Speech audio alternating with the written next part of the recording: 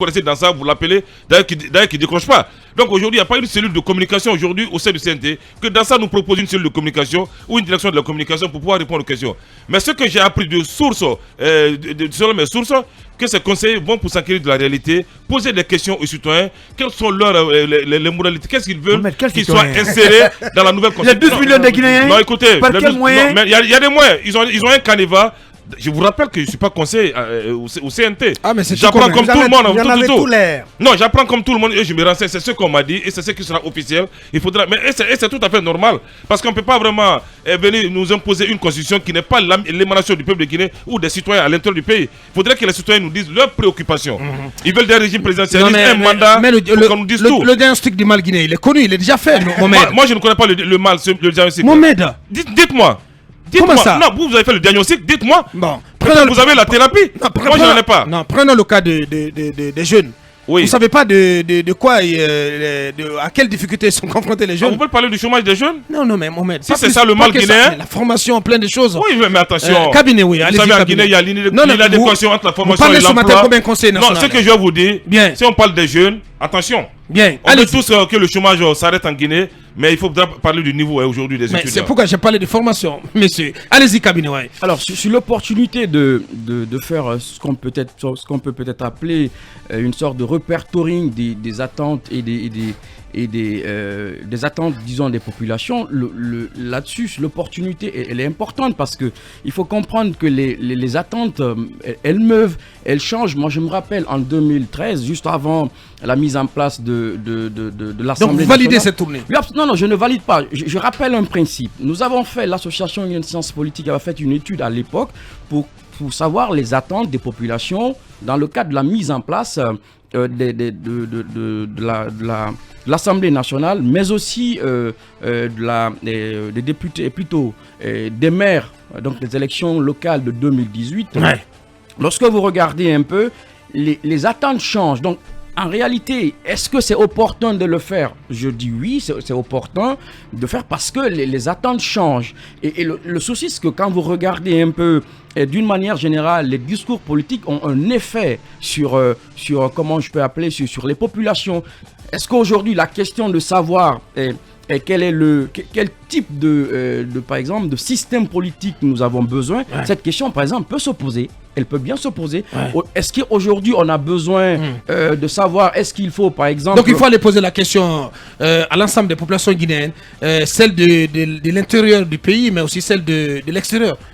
Vous avez le temps pour interroger tous les Guinéens. Comment ça doit se passer en tant que monsieur Sondage? Je reviens sur un principe général pour dire que les attentes changent. Et puisque on est bien d'accord, celles-ci changent, c'est tout à fait normal de chercher à savoir quelles sont les attentes actuelles des populations. Mais comment ça va se faire? Comment ça va se mener? C'est la question que Talib posait tantôt. On se pose la question sur le mode opératoire, le modus operandi, monsieur. Non, comment ça va se passer? Pour moi, comment cela devrait se faire? Je pense que ce travail... On peut faire un sondage. Exactement. Mais bien sûr, on n'a pas besoin de tout ce déploiement. C'est bien possible. Parce que ça va coûter de l'argent. À un moment donné, on apprenait que les 3 bus, ça devait servir à ce déploiement. Mais on se rend compte que les députés, les députés de la transition, les conseils nationaux, ils doivent aller par dizaines. Si vous faites le cas, donc c'est 8 missions en tout, 80 personnes, 8 missions de 10-10. Et donc les 3 bus, ça ne suffirait pas. Donc ça va consommer de la logistique, du carburant, plein de choses.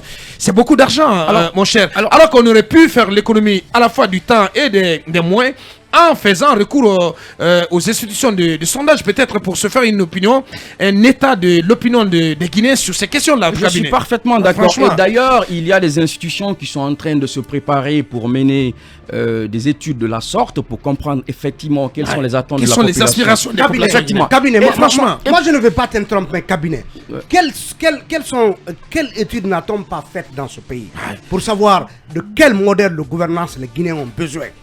Mais les résultats n'ont jamais été appliqués sur le terrain. En matière de lutte contre la corruption, par exemple, tous les Guinéens sont favorables à ce qu'il y ait une lutte contre parce qu'encore une fois, attends une seule fois appliquer les résultats des études ont été menées, des campagnes ont été menées.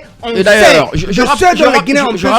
C'est la gouvernance qui n'a jamais été attentive à l'application de ces résultats. Encore une fois, moi je leur propose dans ce cas d'aller fouiller dans en tout cas les PV des consultations que Kassori avait menées, on enlève la question du troisième mandat, on verra beaucoup de préoccupations des Guinéens. Ouais. Cabinet, ça nous fait, ça va faire un mois que le CNT est en place. Ouais. Qu'a-t-on fait? Ouais, mais je On l'ai tourne en dit, rond. je l'ai dit. Cabinet qui partira? Qui partira? Non, on va faire une question. C'est très intéressant. On perdra 3 à 4 mois avant que ce CNT commence à travailler. Alors qui on enverra à Mitimadou, là-bas à Dalaba, qui on va envoyer à Banakoro, à Signan Sokura, à Koyama, et à Madina Oula.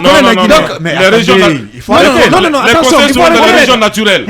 Non, Mohamed. Je vous dis, les Les préoccupations sont différentes. Même à Conakry, le problème du quartier Mambeto est différent du problème d'Almamia. C'est qu'il dit, mais honnêtement, ça a du sens. Moi, j'aimerais bien que les gens ils aillent dans mon patelin pour savoir ce que les gens de chez moi pensent de la Constitution et tout ça. Mais ils ne savent pas grand-chose de ces questions-là. Mais on peut faire une photographie de l'opinion des Guinéens sur ces questions essentielles en mettant en contribution l'Association guinéenne de Sciences Po, StatView. Il y a des institutions. Aussi la structure de Gabi qui travaille avec Dr Dansa. Et ce sont des institutions qu'on peut mettre à contribution pour faire une photographie de l'opinion des Guinéens sur ces questions-là. Mais imaginez 10 conseillers qui débarquent à Timbitouni ou je ne sais où, à Dongoltouma, qui vont venir en costume cravate, cigares parfois, avec des bouffées de fumée. Arrêtez. Imaginez comment ça va se passer. Ils vont réunir un petit monde dans un petit coin et puis après ils vont discuter. On nous apprend vous pensez que c'est comme ça qu'on va sonder? On nous apprend ils vont faire quoi? On nous apprend ça va se passer comme un cabinet. Non. Je rappelle ici que on ne comprend pas. Donnez-moi des réponses. Mais je vous réponds là. Pour des opérations de cette sorte, on peut bien organiser des focus group avec la sociologie, comment j'allais dire, qualitative, avec une centaine de personnes par ville. Non, en fait, la méthodologie, elle est simple. Il y a juste à constituer, disons, des modèles réduits de la population en prenant, disons, des segments de la population. Réduits. Au-delà de ça, est-ce qu'ils vont aller dans les villages les plus reculés de la Guinée? Mais normalement, si c'est cela, parce que la réalité, parce qu'il faut aller jusqu'aux différentes frontières. Il y a une différence qu'il faut faire à Boubacar. Par exemple, à Tunkarata, vous connaissez ça, c'est où? Non, je connais pas. Il y a une différence. Tunkarata, c'est sur la route entre Lola et Sipelou, donc du côté de la Côte d'Ivoire. Je rappelle. Est-ce qu'ils vont aller jusqu'à Tunkarata? Non, ils n'ont pas forcément besoin de partir dans toutes les sous-préfectures de la Guinée pour avoir une photographie de l'état de l'opinion. Je dis ici que le CNT n'a pas de temps. Ils n'ont pas le temps et je ne pense pas qu'ils aient les ressources nécessaires pour faire ce travail. Et mieux, je dis ceci, il y a quand même une réalité qui est d'ordre logique. Si on suppose que la constitution de 2010 était consensuelle, donc moins mauvaise comme la démocratie l'est pour les formes de gouvernance, ça veut donc dire que la constitution de 2010, on a juste besoin de la dépoussiérer. De la toiletter, ouais. De la toiletter. Ouais. Et de corriger un peu les incongruités qu'il y a entre la loi fondamentale, donc la constitution de 2010, et certaines lois organiques. Ouais. Et ce qui veut donc dire qu'on n'a pas forcément besoin d'autant de temps. Et la preuve du Burkina, ce qu'ils vont aller assez rapidement sur la Constitution. Ils ont même réactivé la Constitution. Ils ont rétabli la Constitution qui était en vigueur. Ils vont y ajouter quelques problèmes. Parce qu'il y a une vérité, c'est que si aujourd'hui on estime que ça va assez vite pour le Mali et pour le Burkina et que ça rame en Guinée, j'ai envie quand même de dire que le Mali et le Burkina ont une raison fondamentale qui est celle sécuritaire. Effectivement. Qui leur permet, en fait, c'est en réalité une sorte de justification du coup d'État. Ouais. Et qui se comprend. Ouais. Donc on peut leur donner autant de temps. Ici, on ne peut pas comprendre que ça va assez plus vite au Burkina et que l'on ne prendrait pas assez de temps. Ça ronronne ici. Par exemple, mettre en place comment j'allais dire, la Constitution, parce que le FNDC même et beaucoup de Guinéens se sont battus pour défendre la Constitution de 2010. Donc, la dépoussiérer, ça ira très vite. On a juste besoin de revoir quelques brides au sein de... Merci de nous rejoindre finalement. Enfin, allez-y, Akumba. C'est vrai que le cabinet est scientifique. Mais il a voltigé après. Il est toujours par l'universel. Voilà, il est retombé sur ses bons pieds. Alors, de mon côté, si il était question d'aller défendre le projet de la Constitution, donc projet soumis au référendum, donc pendant le processus du référendum, qu'on déploie les conseils du CNT à l'intérieur du pays, j'aurais été suffisamment d'accord. Sinon, je suis amené à croire que chacun dans le concert d'ensemble qu'on est en train de vivre est en train de faire son travail pour justifier un éventuel retard. Donc, vous comprendrez que j'aborde un peu la durée de la transition. Effectivement, oui. Alors, ce que je pourrais suggérer peut-être, sans aucune prétention, c'est que le cadre du dialogue qui est proposé à la fois par des politiques et j'imagine même par des acteurs de la société civile pourrait résoudre ce souci des conseillers du CNT. Avec ce cadre du dialogue, on pourrait probablement d'abord prendre une des constitutions qui existent, sur laquelle nous avons espoir d'avoir au moins 50% des attentes, soumettre celle-là par exemple à un comité d'abord de réflexion et d'analyse, et ça va crier quand je vais citer certains noms. Une commission constituante Non, pas constituante, puisqu'on a le CNT. Une commission juste de réflexion qui pourrait par exemple comprendre un Salif Oussila, un Ali Adjabi, un Jogbele Moutogba, un professeur Ali Adjabi, plus même des philosophes, des politistes, et un peu de sociologues, et des polémistes comme des économistes.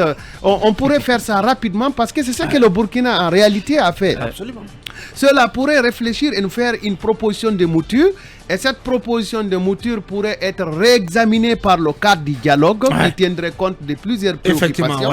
Et ainsi, on soumettrait ça au CNT et au CNT de voter une loi autorisant la soumission de ce projet-là à un référendum. Voilà qui est bien dit. À défaut, je pense qu'on est en train juste de tourner en rond, de satisfaire à des avis. Bon, je viens d'avoir un contact de quelqu'un qui est en Ukraine. Quand le besoin se fera sentir, on pourra l'appeler. Bien, on va essayer de programmer cela demain avec Mamadou Ouria aux commandes de cette émission. Pour l'heure, nous marquons la pause pour nos conseils achats. On revient dans moins de 10 minutes pour continuer le débat.